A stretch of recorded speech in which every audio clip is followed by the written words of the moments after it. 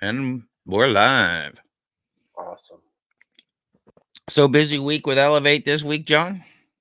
Yeah, super busy, and I got to take a page out of your book. And I don't know if those of you that'll get the reference, but I, from this movie Lethal Weapon, and I told Craig this morning this. I'm too old for this crap, and it's like burning the candle both ends. Well, plus I had a client I had to work with this week too, so it was just a whole bunch of things that just culminated. Which, don't get me wrong, great week. Um, but I did notice a lot. Um, the attendance was quite down for Elevate this year. It's a bad time. And I don't mean that. I mean that for a number of reasons, obviously, the economy, et cetera, et cetera. But, and people laugh at me for this, but I've been doing this for like 10 years now. And Yeah, I know the ticket cycle, and people start buying tickets again October 10th, literally October 10th. No idea why, no idea. It drops interesting. for the summer. People go away. I guess they come back. They're starting to get settled in. Now they're saying, okay, now how do I take my business forward once they're catching up from the summer, whatever it is. So when you do these things that are right between, the September and October, it's really tough to pull the regular audience in. Hmm, interesting. Yeah, it seems this year too. It was later than normal because I remember before it was like mid September, And and that's it what I'm caught. saying. I think the Yeah. date uh wasn't conducive for trying to get the crowd they wanted. So hopefully they've already scheduled the date. I think I saw August for next year. I can't remember, but you can buy tickets for it already. Oh, nice. Okay. They've got a flash sale that was going on for 24, 48 hours or something for tickets for $100, $125. Oh, that's pretty good. Yeah. Anyway, we might as well jump into this right away. We got a lot to talk about. And we'll start with this Yeah. bendable 32-bit microprocessors that cost less than $1. What do you think about this? Yeah. This is cool. This is interesting. The fact that it's a 32-bit microprocessor is cool. I was reading that the key innovation is that they use indium gallium zinc oxide, or IGZO, instead of traditional silicon. So that's really interesting to me. The reason being is because it allows it to be fabricated on a plastic substrate. So this is really cool. The fact that it's again 32-bit bendable processor is really cool. I know there have been I don't know if we've covered it, but you could essentially right now you can 3D print circuits, right? And so Yeah. I was kind of looking at like how does that compare? And obviously the microprocessor is much more complex than a printed circuit. Um, and the 3D printed circuit is created using additive manufacturing techniques with conductive inks and things like that. So um, it's interesting, and obviously they're much more basic than the 32-bit. So this is a huge leap. I think it's got like something like 12,000 plus logic gates for this bendable microprocessor. So I'm really interested. I'm really interested to see where this goes. I've got a picture here on the screen. You can see it rolled up around like a pen-shaped object, the bendable processor here. Yeah. So the idea is, one, it costs less than $1, and two, you can bendable. So can you put it into stuff? And it says with only 12,600 logic gates, the flexible RV prototype achieves a maximum clock speed of 60 hertz. That's not that's not super fast. Like Good. we're talking That's what mega z- no, gigahertz? that's 0.00006 gigahertz in PC gamer terms. Okay, there we go. Um, so yeah, obviously we're not going to be using this for gaming or heavy intense processes, but um, there's a lot that could be done here. It's less It's than 6 milliwatts of power it takes, and it can Yeah, conform to clothing. That's ideal for disposable medical devices. What else were you yeah. thinking? or even built into fabrics, woven into fabric. Since we're talking only $1, right? Woven Yeah, into even fabric.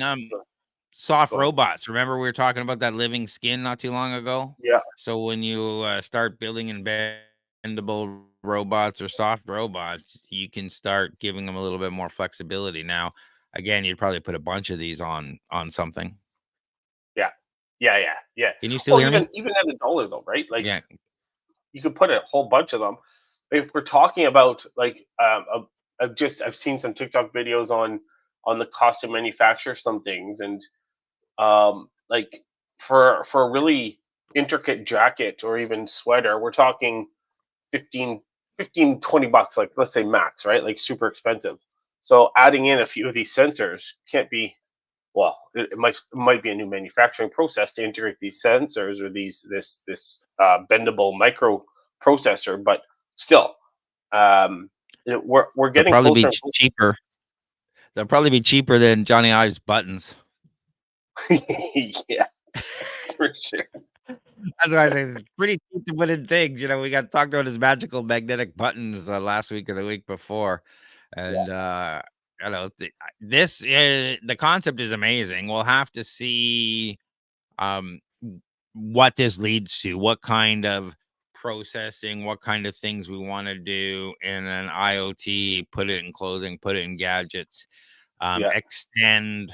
Now we have sensors everywhere that communicate with maybe our AR glasses that we talked about, or our phones, or whatever we have from an augmentation point of view, giving us all sorts of different information, or that they can outsource tasks to, especially when we talk about AI agents and stuff. So, all right, yeah, these are very low power, they do whatever, but they can probably run a couple of AI agents that talk to other things based on whatever. And it's like, oh, okay, let's yeah. you know, The one thing I think, I don't know if I read it in here or if I found it in my research, was um, it would be cool to integrate it into bandages that could monitor wound healing. exactly, because they were talking about disposable medical devices because Yeah, it's only a buck. Um, and uses in indium gallium zinc oxide transistors. Did you say that before? Because yeah, it's a mouthful. yeah. IGZO. Yeah, Yeah. And the pragmatic second semi, because a Flex RV chip is leading the way for the world's first bendable. It's a pretty interesting thing. Um, it's a risk yeah. a Like V it's architecture. running. It's capable of running a modified version of Risk V. So Yeah. like we're talking full fledged microprocessor here, right? Yes, with the low clock speed, but other than that, so it's good for low power, low data tasks, like we were talking Yeah, about sensors and whatnot. And like this article we're looking at is over on Toronto Starts, where I've amalgamated a bunch of this information from a few of the other articles we were looking about. You know, bendable processors for disposable medical sensors that can monitor patients' vitals, non-invasive and comfortably. There's lots of things when you go home that you'd like to have things monitored. Why? From a medical procedure, right? yeah, yeah. For those that don't might not know what Risk V is, um, Risk V, well, RISC stands for Reduced Instruction Set Computing. So it's a set of principles that emphasize simplicity, um, for instruction execution. It's actually open source for those of you that don't know. So um, just to compare it, RISC V is similar to ARM and x86, which are found in Windows and MacBook computers. If I can put that into perspective for you guys. Yeah, the future for this kind of thing is amazing. As we talked about, one of the most exciting growth areas is integration of AI and machine learning capabilities into flexible processors. As AI becomes more embedded in devices, having flexible process onboard machine learning capabilities could redefine wearables, IoT, and even, like we mentioned, medical devices. Because Yeah, now, you know, we talk so many things about wearable AI and what the things haven't worked, but we definitely can see a future where our wearable AI interact and we know who else is in the room and we exchange contact information and all this stuff automatically. yeah, Um, and that's just on my mind because we had a networking event 2 days ago. But imagine all the other things you could possibly be doing with it, right? Oh, exactly. The possibilities are endless, limitless with this. And as technology evolves and as they develop this more, like we could get to a 64-bit microprocessor, or we could get a much higher clock rate. Who knows? Yeah, absolutely. This is just the early stages, right? Again, and these Exactly. ones only cost $1. So they're Yeah. talking about simple, disposable, whatever. You can easily take this technology and say, okay, what happens if we actually put a little more work into it and we're going to have to charge 20 or $30, but we can get a 64 or 128 or a modern type processor performance operating at, 250 hertz or even 1 gigahertz or whatever. Yeah. It's just, it's a question of, what that would look like. I'm Yeah. sure, they're prioritizing mass production with these things because you can do a lot with a multiple dollar processors and you can mass scale these out. But I could see the next Exactly. generation, higher level of these easily being much better performance where you can probably even have completely bendable Raspberry Pis soon. Exactly. Yeah. And the use cases for third world countries would be phenomenal with this, right? And just enable a lot more, I guess, a lot more connectivity, a lot more access to technology. Absolutely. Any final words on this before we jump on to the next one? No, but let's. I'd love to keep a close eye on this one and see how this develops. This is really cool. Indeed, I think it's definitely a future of wearables. Yeah, So Amazon is launching their own version of Shark Tank where winners get to be Amazon sellers.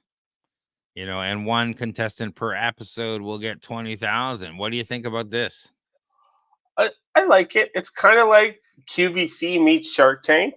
Um, it's interesting. This is smart because Amazon obviously has a platform with Prime and Prime Video, right? And they are branching out. I think they've got some live sports that they broadcast on their platform. But like they've never had that. They've never bridged that, or they've never created a bridge between Amazon store and their Prime Video. And this jumps on that. It makes sense. It builds that bridge, right? Um, this is great for people who have a great product because they don't just get an investment. They essentially have a golden ticket, and I'm sure Amazon is going to be like, it's going to put these people at the very top, and like how they have featured on their stores. So, Yeah. like they could potentially reach millions of customers overnight. Like they could be overwhelmed and bombarded, which is scary, but really a good opportunity for people. It looks interesting. They look like they've got it's visually appealing for those people watching. You can see, clips from the hopefully we won't get a copyright claim for promoting this trailer for Amazon, but Yeah, you can see it's interesting the people with the products and some recognizable faces there that are obviously part of the I like that celebrity. Tony Hawk is on this. I love Tony Hawk. He's a great entrepreneur, by the way. I don't know if you know who he is. He's a skateboarder. Yeah. Yep. He had one of the best, or probably one of the best games for PlayStation with his skateboarding games, and the soundtracks are awesome. And it looks like the host is JB Smoove, which Yep. I like him too. He's really good. Hey, it looks visually good. It looks exciting. It's obviously a spin-off of Shark Tank, which has got a long, illustrious history. It's great promotion for Amazon. Yeah, So I think it's a good idea because, everyone wants to be an entrepreneur, everyone wants to be a star. And then it's like, oh, well, it's easy to get into the Amazon store and be selling stuff in general. I know lots of people are doing it. Now with a show, it'll kind of light fire under people's butts to actually do it. for sure. Yeah, I like as much as I'm not a fan of the monopoly that Amazon has. Um, this as I can't find anything really negative about this to say because this is just it's smart. Um, Yeah, it gets people into their ecosystem more. It promotes their ecosystem more.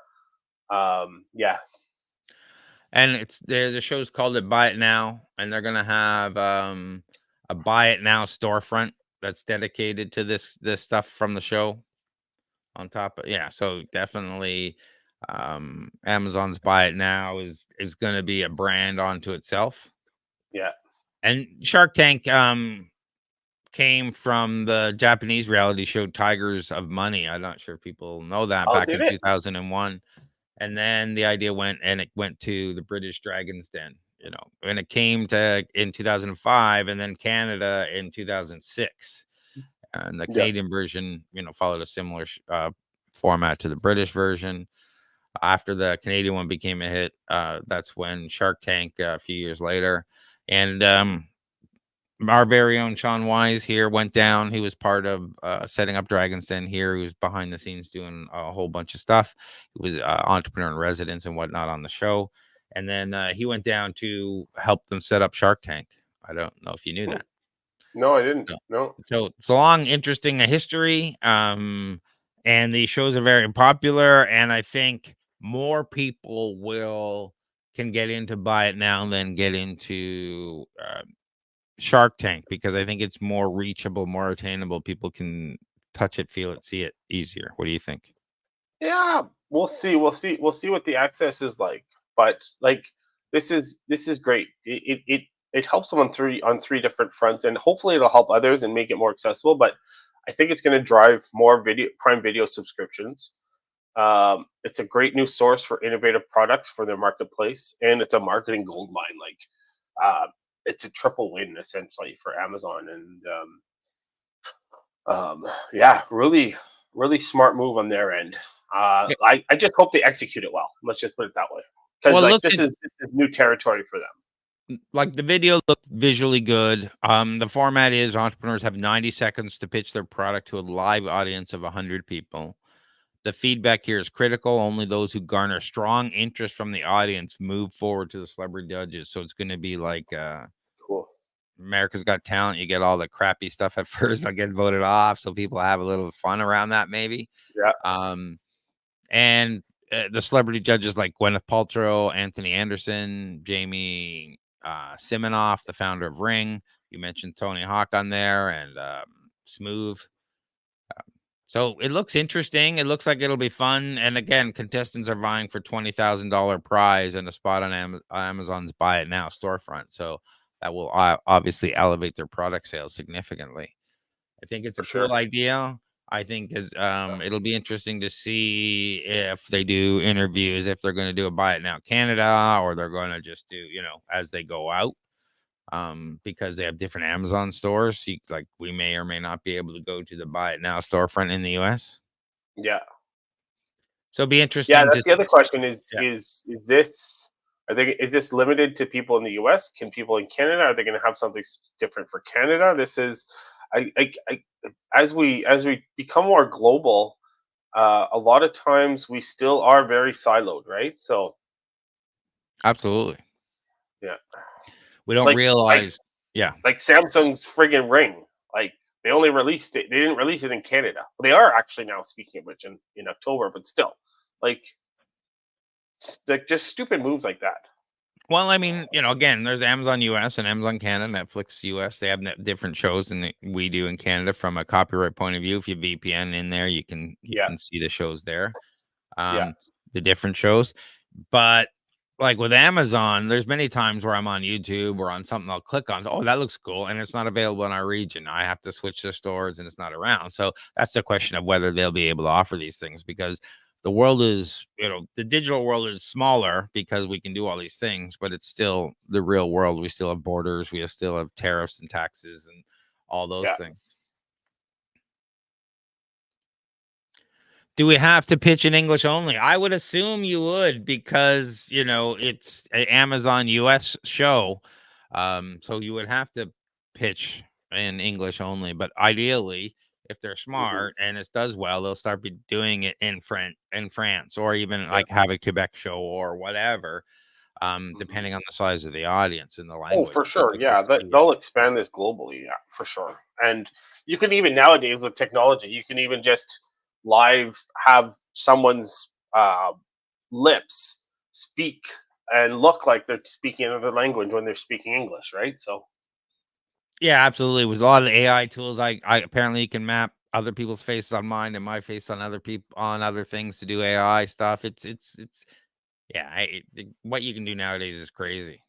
yeah, But this looks great. Go take a look at these articles over at torontostarts.com. It'll have better graphics than this because I got better graphics tools. But any last words on this before we jump on? no, just smart marketing for sure. Yeah, So OpenAI, yeah. they got a new deal. Oh, this is nuts. Like they they've announced that their funding round, that another funding round, now values the company at this is crazy, a staggering $150 billion, billion with a B. So this is mind boggling. Okay, because um, they're expected to lose this year alone $5 billion. So like Absolutely. this. So again, this is just And we so talked there's about this months ago, right? Saying how much yeah cash they were burning, over $700,000 a month they were losing based on yeah all the analysis we saw. And I just want to, before we go forward, I did want to answer the question, the last one. Is it a casting or selective process for showbiz purposes? I would assume it was casting immediately just because the trailer's already out there. So they already filmed a season. We'll have to yeah see what much they open it up moving forward. Anyway, back to this. Yeah, they're burning cash at over five. They're losing over 5 billion a year. yeah. So where do you see this going? I don't know. So like I know their monthly revenue, based on what I was reading, hit 300 million in August, which Yep. is up about 1,700% since the beginning of 2023. Yep. And they are projecting annual sales of about 3.7 billion this year, um, and expecting 11.6 billion next year. But again, their burn rate is just like the most craziest you've ever seen, right? Yeah. So, but again, investors seem unfazed, right? They're betting big on OpenAI's potential, but the company is also offering up some unusual deal structures to sweeten the pot. And I'm not too familiar with the structures, but they're including warrants that could allow lead investor Thrive Capital to invest up to 1 billion more at the same valuation all the way through to 2025. So, um, really, really interesting, really scary times. I don't know if we're in an AI bubble. I don't like.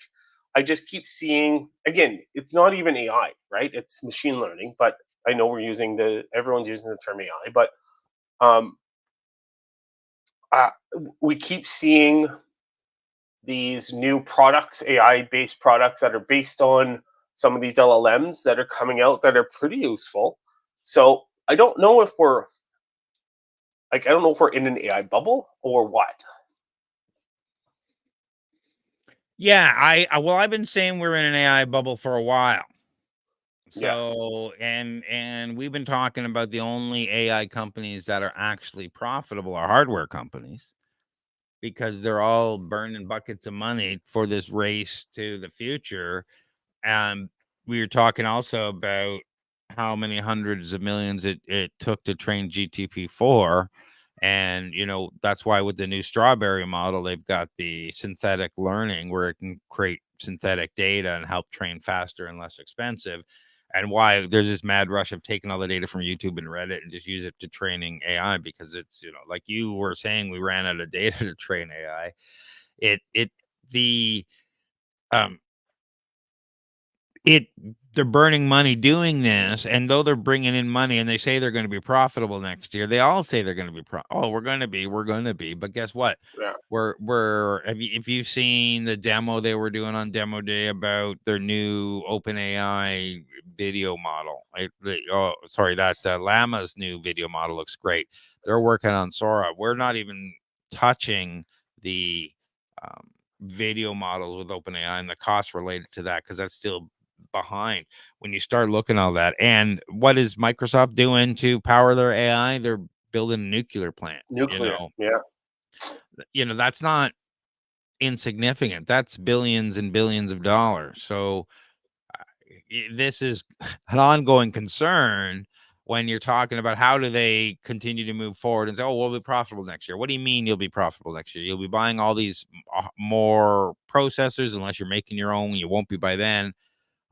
You'll have to have bigger and bigger data centers that are costing you more and more money. Yeah, it's scary where we need to be, where we're gonna have to be, and how there's a huge gap that no one's really talking about, right? Which gap? Well, there's a bunch of gaps. There's the power gap, there's the processing gap, and there's the data gap. There's three. There's probably more, but those are the three that I can think of. And they're all leapfrogging each other, right? So OpenAI's got their thing, and Meta's got their. It's all out open source, and there's so many different tools out there. Every day there's new versions of new stuff coming out, and they're all leapfrogging each other, beating each other to the punch, offering free or cheaper or low end solutions to people because they're all competing. I'm just not sure the market is big enough for thousands of these companies all competing for our AI dollars.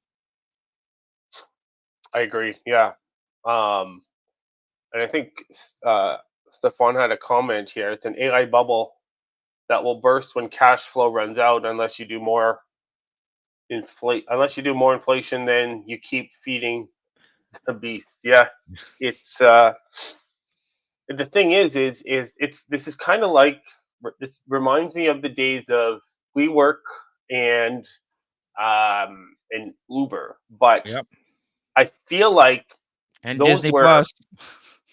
Disney Plus, we'll be profitable next year.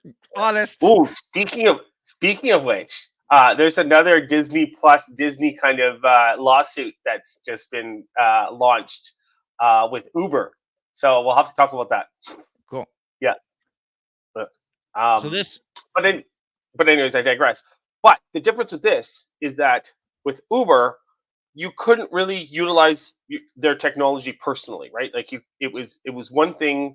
You would use it to get taxis, and WeWork was a brick and mortar kind of technology gap. This is a technology that people all over the world can access with a computer. So I don't know if we're in the same boat as those two as far as lack of profitability, and a bunch of other things. But we'll have to see. Yeah, and though I am an OpenAI subscriber, I think you are too, but you like Anthropic better, or Claude? Yeah, I like Anthropic. I like Anthropic's LLM. I even like Perplexity. Perplexity, I found amazing for certain things. Absolutely amazing for certain things. Yeah, who even owns Perplexity? I don't even know. I do, but it's lost now. So they're valued at over 150 billion now. They're going to be burning more and more cash next year, so we're going to have to see. And we need to start using OpenAI's voice mode for some of these things instead of we could just ask it and get a response on these podcasts pretty quickly. I've been using. Speaking of that, we wanted to talk briefly about OpenAI's Dev Day and some of the new stuff they released, like their advanced voice mode I've been playing with since we talked about it last time. Yeah. I've been playing with the 01 preview. I definitely taken a look at Canvas, which looks amazing. Although you say it's just artifacts, I haven't really played around with artifacts because I don't have a paid plan with them. But the stuff I think I'm going to be able to do with it is much more amazing. And I think you can say it's artifacts, which is great. But I'm saying that next year, the year after, when does OpenAI kill Microsoft? Like, are we seeing that, Canvas is now Word, and, you can auto format each paragraph and edit and ask it to do certain things and Yeah, clean up your that's document? cool. Yeah, yeah, So that's not long till we can do that spreadsheets and everything else. And like, wait a minute. Microsoft has their Copilot and Google has Gemini that they want to sell an extra $20 a month for you to have those features. Like, work quickly. When is OpenAI our email provider? Like, I don't think we're far away from them doing that. yeah. I agree. I lost my train of thought. I was going to say something, but yeah, it's really cool what the oh yeah, that was not only Microsoft, is when did they overtake Google? Yeah. Well, But Google shot themselves in the foot so many times with Gemini, and it seems to be getting better and better. But they had the eat the glue, eat the rocks, put glue out to make the cheese stick on your pizza and all that, very funny stuff they were doing. But I think that happens with all these models, is that as soon as something comes out, there's people on the internet who want to break it and make it do stupid stuff and that. So, which is they have to sort out, but yeah, they're moving at a breakneck speed, and I agree that it's definitely the world of throw money at it. We're going to be profitable in the future. Gain as much market share as you possibly can. It's the Uber model, right? We're gonna throw as much money at it as possible, and we're gonna take the world by storm. We're gonna lose money until I guess they're making a little bit of money now, but I'm not sure if they're profitable every quarter. But there's still that model. Same thing with WeWork. We'll throw as much money at it as possible, take over the real estate market, and then we'll control everything. Well, great. That doesn't always work out. yeah. And we'll see. The most of the board is gone.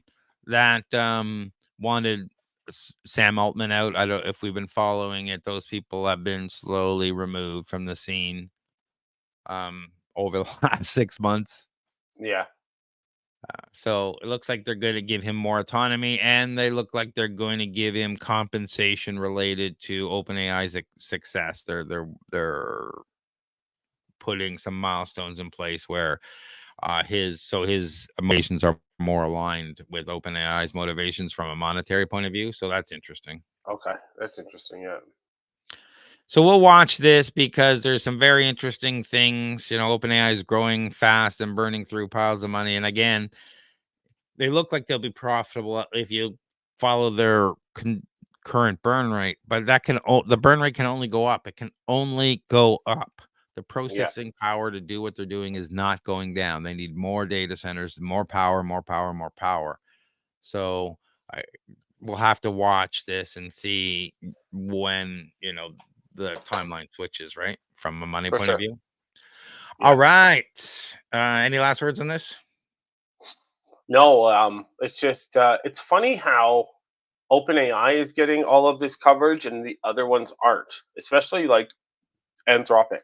So I'm curious to see. I'm curious to see where these others lie as in relation to OpenAI.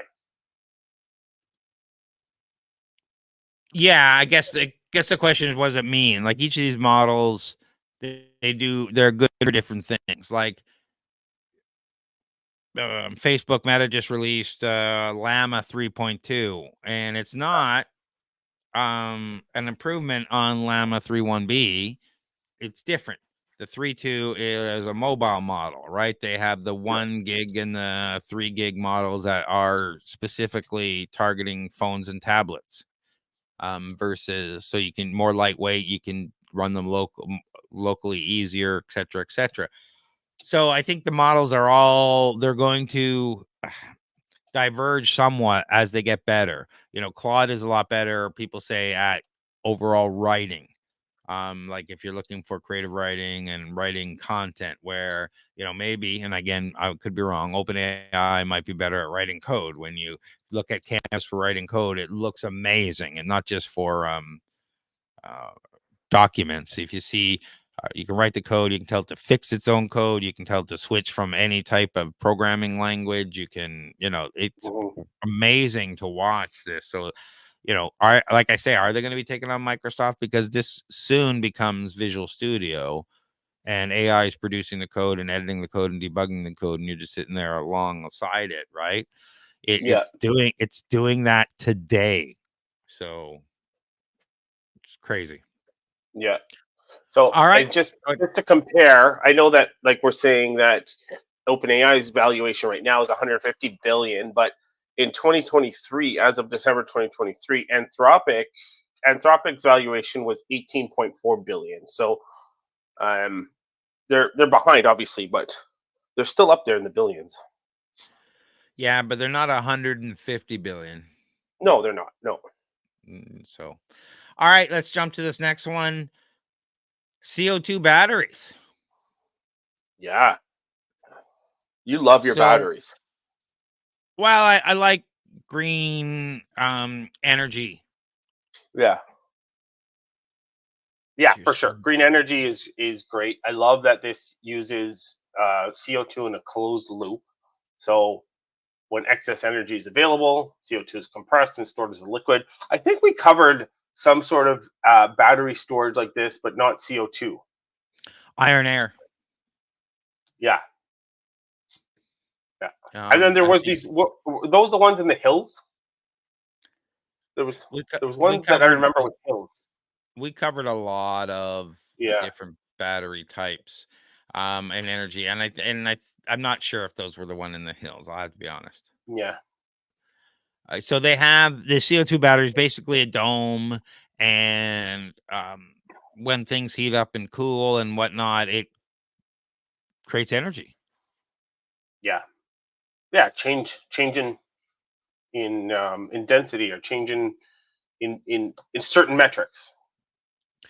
Yeah, it's a closed thermodynamic transformation, the manipulation of CO2 between its gaseous and liquid phases. Like when it cools down and hits up, the CO2 warms up, evaporates, and expands, turning a turbine to generate electricity. Energy storage sweet spot is between 8 and 24 hours. Okay, yeah, it's cool because um, CO2 batteries don't degrade over time, apparently, like lithium ion.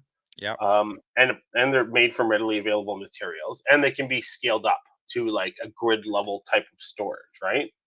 Um, so this is really cool. I think they're planning to build a plant in Wisconsin. Is that? Yeah, I think so. Yes. Yeah. So this is really interesting.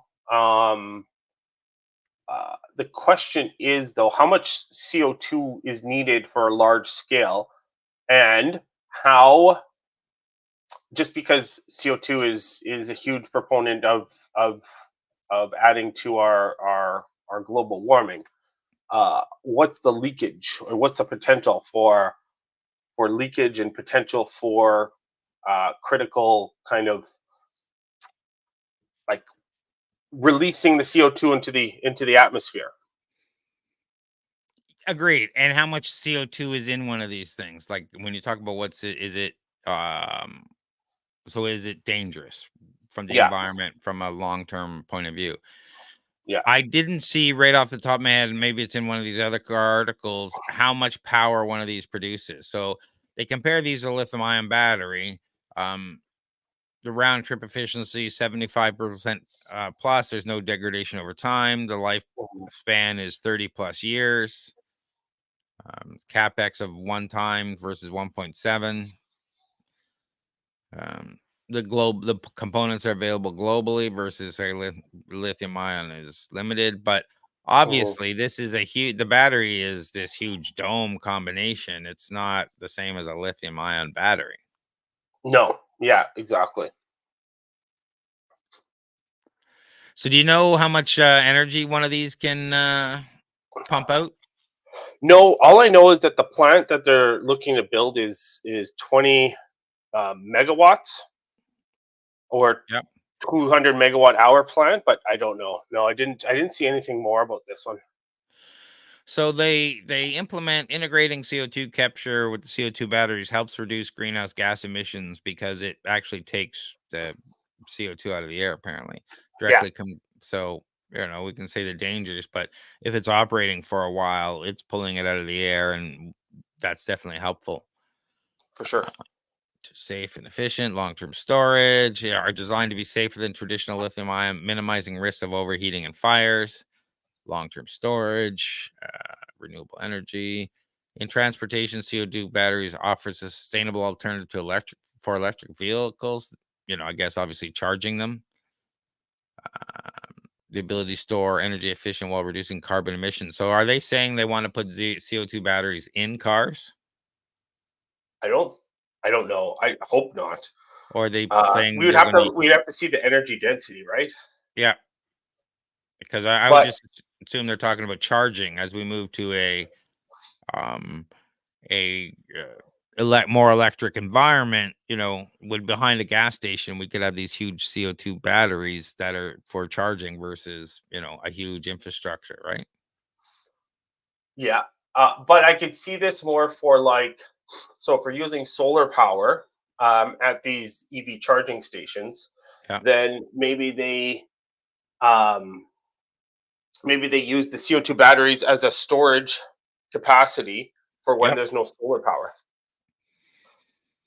Absolutely. But the idea is that CO2 batteries would, um, they'd run constantly. So you wouldn't, obviously you can use them when there's no solar power, but they would be running, I would think 24 hours a day. Why? Because why not? Yeah, yeah. This is interesting. I didn't find too much information on these, so have to do a deeper dive into these batteries. Yeah, the Wisconsin project's receiving 30.7 million in federal grant funding from the U.S. Department of Energy. I had it here somewhere. I'm just trying to. I thought I had how much it's supposed to produce, but I don't see it in any of these articles. Lighthouse project acting as a model, similar projects across the country. Yeah, it's not telling me how many megawatts or how many houses it can power. That's interesting because normally the thing that worries me is that any kind of battery technology that we've covered, any research that we've done, we're able to find that, right? And so, why can't we find that? Yeah, and it might just be, that it's not on these particular websites, but it's almost on all of them. So yeah, little skepticism there. We'll have to see how this project works. An Italian company named Energon has already worked on this technology in smaller scale demonstration sites in Sardinia, Italy. So I guess it's a question of size of the dome, among other things, when they're doing all this stuff.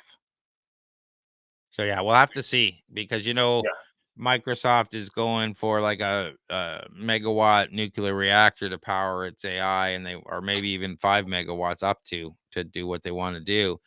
And so, what does this do? And how much space yeah. does this take up? And how many? Is this a natural um, replacement for something like nuclear? I no, because this is energy storage, right? So no, definitely not.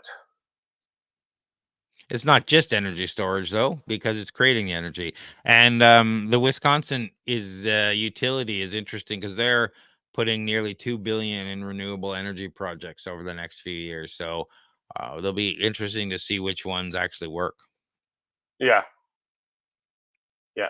Sorry, my understanding was it was just a battery technology. It can't generate electricity. Like it can from the stored energy. Well, we'll offer 10 hours of energy storage capacity by compressing carbon dioxide out of restored utility. I guess a battery system can power roughly 20,000 homes and would be the first of its kind in the United States. Aha, found it. Third or fourth article in. Okay. It can power nearly 20,000 homes. So this is why It's a zero emission battery system. That's great because from the power, but where does the energy come from? Does it not come from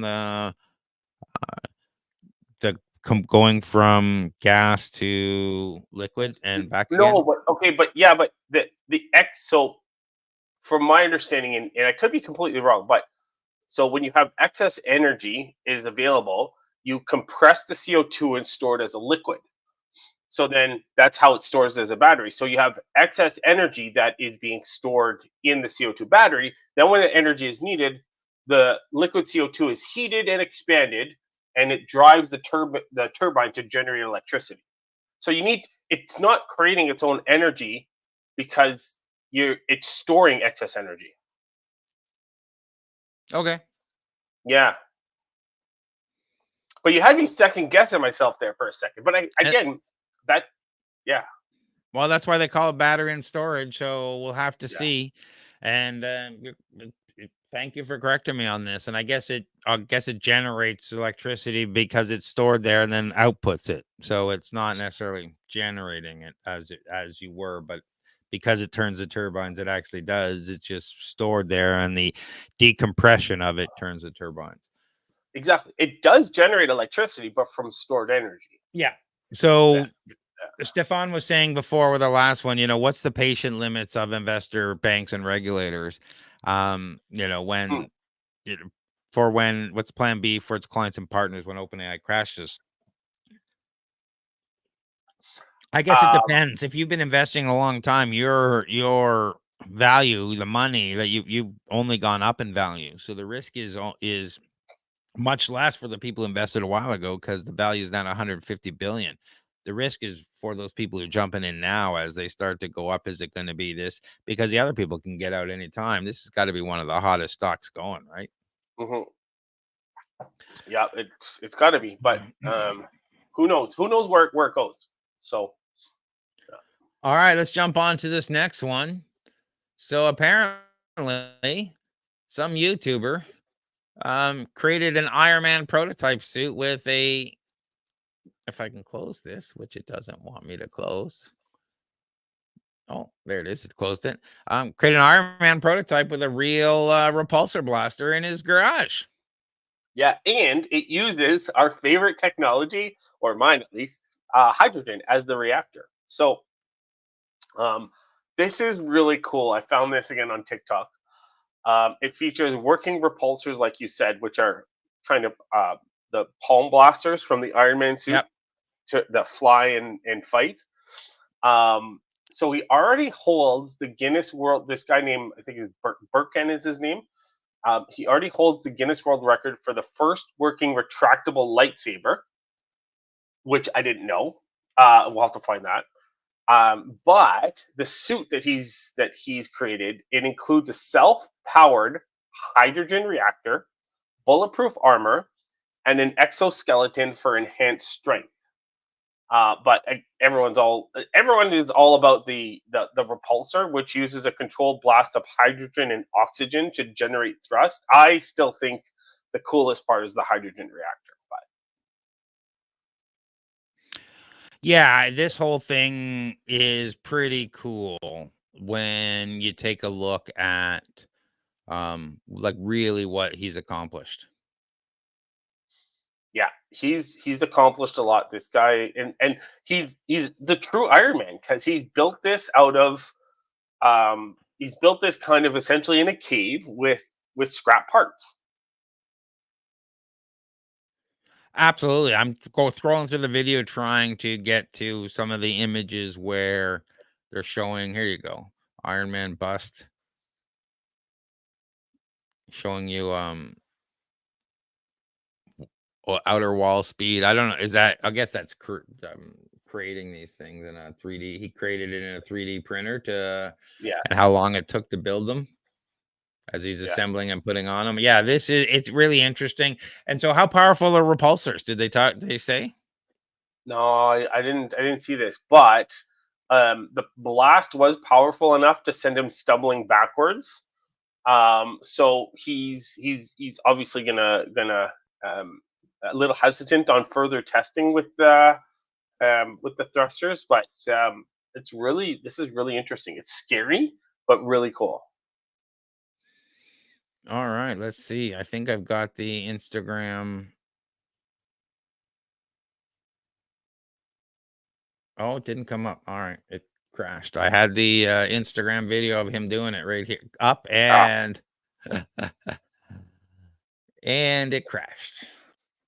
Do, do, oh, do. interesting. We'll see if You know what he's browser back. I use for Instagram and TikTok is Opera. I find that one of the best ones. Yeah, and that's fine. The problem is most of the other ones don't work well with StreamYard, Oh, okay. which is the problem. And Yeah, so you there's the can video there. Yeah, yeah, you can see in this video. Here he goes. Boom. yeah, So it's compressed air and hydrogen, and oxygen and hydrogen. hydrogen. Repulsor without AHHO ignition. So this is really cool. We know the military is working on it. There was a Joe Rogan clip talking to one of the military guys who was working on the Iron Man project for a while. So it's really cool to see this stuff. What are you thinking is, are we going to be seeing more and more of this at a homemade garage? Do you believe all the stuff you've seen from this Russian YouTuber? Well, I'd like to see more on the hydrogen reactor. That really is interesting to me.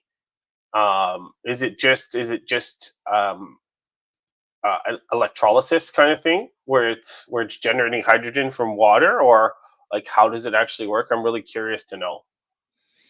Yeah, I was using carbon fiber, titanium components to provide strength without sacrificing mobility. Integrating miniaturized jet engines allowed for actual flight. I don't know. Oh, this was yeah. Did he actually fly? I don't know. I didn't see a video of him actually flying, To but go I take think a that's what those thrusters are for. So I think he's got to, instead of it being a blast, it's got to be more of a stream. But um, yeah, I think he's got to. He's obviously has to work on that. Definitely, it's really cool. Says yes, the suit it incorporates miniature jet engines that allow controlled flight. Perfect, yeah. Currently, the suit is a prototype, not available. Materials like carbon fiber and titanium. The suit has received widespread acclaim and media attention from interesting engineering and a few of these other places. So we'll have to take a look at this and keep an eye on it because this is really cool. And we'll have to, is Yeah, something like this, we got on YouTube. Are we going to see this guy again? And I don't mean that. Like, wouldn't the Russian military come in and say, "Yeah, you're working for us now"? yeah, probably.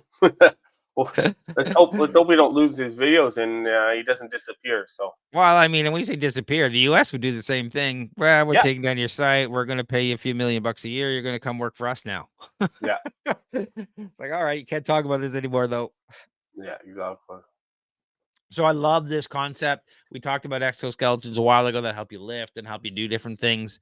It'll be interesting to see how far this goes, and then as a reaction, how much of the military information we can get.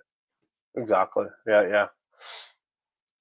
All right, that was a short one, but let's jump to these next ones. One of your favorite topics, Hydrogen. hydrogen, but this is hydrogen Jones, hydrogen drones, the world's first 5,800-mile range hydrogen powered drone revealed in Seoul, Korea. Yeah. So this is great. It's a quadcopter. It can fly up to 14 hours and has a range of 5,800 miles. To put that into perspective, for those of you I like to put things into perspective. That's the distance roughly from New York to Tokyo. So, um, and this is all this like this is why I love hydrogen, because this is all hydrogen fuel cells. So it provides a clean, efficient power source that outlasts anything, gas, batteries, anything, which is really really cool. So obviously, if you're flying at 5,800 miles, how do you maintain connectivity and in communication with it? So I think it uses LTE and 5G. for the communication systems. So Yep. yeah, this again. This is cool, but this is from a South Korean company called Whole Green Air. And so yeah, they've unveiled this H2 mobility energy. They unveiled it at this energy conference in Seoul, South Korea. So yeah, what are your thoughts, So, Craig? well, this is amazing. Like if you it says you can control it from 5,600 miles away. Like I'm interested in that technology too. Yeah, But like it can normal drones can fly from 10 to 30 minutes. This one can fly up to 14 hours with a payload of up to 10 kilograms. So it changes the game for everything. When we talk yeah, about um, let's take a step back and say in Toronto, how many Uber drivers are in the GTA delivering food yeah, or whatever? That's less than 10 kilograms that these hydrogen powered drones could be delivering all day long without stopping, without polluting. yeah. And now you got a different kind of situation. Unfortunately, drone delivery has a lot of way to go because there's a lot of it needs a place to land or a place to drop. It need like there's some things that need to be in place for talking to Cameron Rowe from Hover and some of the things they've done in the past. It I was was gonna mention interesting. Cameron. Yeah, Yeah, I've had a few interviews with him. He's good. He's down in San Francisco. You're watching what he's doing in LinkedIn. It's pretty amazing. Anyway, back to this stuff. This is great. The problem is I immediately go with what's going on in the world right now. Um, yeah. and that is this going to be used for war? Obviously, yeah. As It's we see war videos playing on this stupid all ad channel. yeah. The thing is like the drones that they're currently using now are perfect because they're the right. I don't know why they would need a drone with 5,800 mile range, or is it miles or kilometers? Mile range. Miles. Yep. As a, I guess no, because yeah. This yeah, I'm thinking more of them as kamikaze kind of drones where they're using them as bombs. So, but yeah, if you're getting them to carry payloads long distances, yeah, definitely, yeah, this is the game changer for war for everything when it comes to um, long range transportation. Absolutely. That's why I say when you talk about and we both talked about, using these for war, but there's like I said, you can eliminate a lot of cars on the road if we say, well, what happens if anything under, 7 kilograms is now delivered by drone? Yeah, What does that do to our carbon footprint? What does that do to the roads? What does that do to traffic? So, and you not say only why do you drone. Yeah, no, go ahead. why you need this range, but it's 14 hours. So you can actually have the drones doing it all day. That's why you need the range versus, the Yeah, 30 minutes that they get. yeah, exactly. It's like the governments need to start introducing better legislation to allow more testing with technology like this if we're looking to reduce our carbon footprint. This, like, even if we're talking grocery deliveries, even that, not just food deliveries, but grocery, any kind of delivery that you Yeah. can get that you can replace a car with, right? Yeah. Even UPS, even that- that's what you I'm know, saying. All yeah, packages, all the, why not? yeah, yeah. We got a long way to go, but why not? Why not? Yeah, yeah. You And eliminate a lot of traffic that way too. So not only carbon but traffic too, which is great. definitely stick around to make sure at the end that you upload properly because your voice is kind of whether it's me or you, I'm not sure. Shaky there a bit. I can hear you clearly, but it's sounding distorted for some reason. Yeah, yours sounded a little too. So hopefully, yeah. Something's But I'll working. definitely stick around for sure. Yeah, All right, it might just be Chrome has crashed a couple times on me today, and that's just the way it goes. But This is great. I like this where we're going, because now we're again having a drone that you can actually keep afloat for hours at a time changes the game for everybody, all drone enthusiasts and stuff. Having it up for 10 minutes and be able to come down. Like if you can now go Yeah, to a festival and have two or three or one drone just flying the whole time taking camera shots versus, 10 minutes at a time, it changes everything. exactly. Yeah. All right, this has been great. What do you got going on, John? I am planning to take the entire month of the rest of the month of October off from any kind of networking. That's Any kind, that that's any. me. That's amazing. Yeah, we'll have Um, to see how that goes, but yeah. we'll definitely have to see how it goes, because I'm gonna try and get you out, obviously, on November 18th. Oh yeah, no, definitely be for that one, but no, for the rest of the month of October. Okay, that's fair. And I've Yeah, been seeing Halloween stuff out there all the time. So, yeah, and I'll be launching some new stuff. We will be doing in November a weekend launch program where if you want to launch your business in a weekend, we are going to do that at Workhouse. So Saturday, Sunday, we're going to take 2 days and take you from idea or even not idea to launching your business. We've got a lot of other stuff going on. Startup Investor Drinks on November 18th. And John, I hear you help people get funding. absolutely. Yeah. So if you're looking for government funding, non-dilutive funding, please reach out to me on LinkedIn. Happy to help. And that's after you talk with Craig, and he kind of helps you with your business and gets you from idea to a place where you're maybe getting some revenue, or you're at a point where you need to get some government funding. But yeah, So I'm going to end this quickly just because we're probably both breaking up really badly. Go to torontostarts.com to check out all the stuff we do there. Go to startupcoach.ca if you want to book a discovery call and work with me and get you unstuck and get your business moving forward and take yourself to the next level. And look up John Irwin on LinkedIn and give him a shout. And thanks everyone for watching. thanks everyone. Thanks, Stefan. Thanks for all the comments, Stefan.